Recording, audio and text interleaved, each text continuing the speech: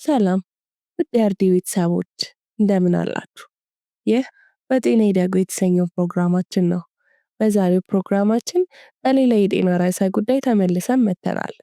ዛሬ የምንወያየው ስለ ቆዳ ኪንታሮት ይሆናል። እስከ ቪዲዮ መጨረሻ ድረስ አብራችሁን ቆዩ።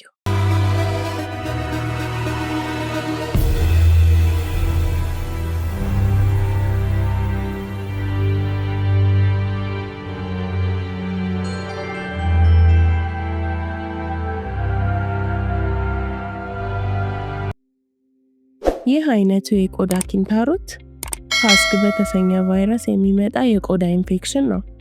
ብዙውን ጊዜ በማንኛውም የሰውነት ቆዳ ላይ ሊወጣ ይችላል። ፊት፣ አንገት፣ ሆድ፣ እጅ፣ እግር ላይ ሊወጣ ይችላል።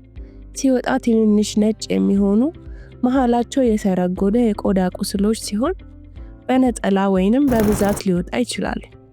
ብዙውን ጊዜ ያለ ሕክምና በራሳቸው ከ6 እስከ 12 ወራት ባሉ ጊዜ ውስጥ የሚጠፋ ቀላል የቆዳ በሽታ ሲሆን በጥቂቶች ላይ ደግሞ እስከ 4 ዓመት ሊቆይ ይችላል።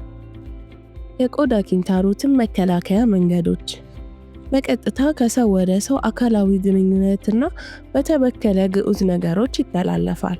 በአልባሳትና ፎጣዎች፣ ገላ መታጠቢያዎች፣ ገንዳና መጫወቻዎች ሊያካትት ይችላል። ይህ ቁስል ያለበት ሰው ቁስሉን በመንካት ወይንም በመቧጨር ከአንዱ ክፍል ወደ ሌላ ክፍል ሰውነት በመንካት ሊያስተላልፍ ይችላል። ይህም ማለት ከተጎዳው አካል ወደ ሌላው ሊጋባ ይችላል። በንክኪ ሊጋባ ስለሚችል ጥንቃቄ ማድረግ አስፈላጊ ነው። ለበሽታው ተጋላጭ ማን ነው? በማንኛውም ሰው ላይ ሊወጣ ቢችልም በብዛት እድሜያቸው ከ1 እስከ 10 ያሉ ታዳጊዎች ላይ በብዛት ይከሰታል። የቆዳ ኪንታሮት በጤናማ ግለሰቦች ላይ ያለ ሕክምና በራሱ የሚጠፋ ስለሆነ ብዙዎች ላይ ያለ ሕክምና ይጠፋል። የሕክምና አማራጮቹ ምንድን ናቸው? የመጀመሪያው ክራዮቴራፒ ሲሆን በመፋቅና የጨረር ሕክምናንም ሊያካትት ይችላል።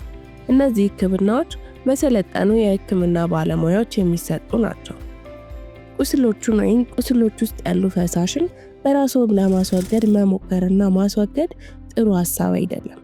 ቁስሎችን ፈሳሽ ሳያውቁ ወደ ሌላ ሰውነት ክፍሎች ስለሚያዛምዱ ይህም ወደ ሌላው ክፍል እንዲተላለፍና እንዲባዛ ያደርጋል።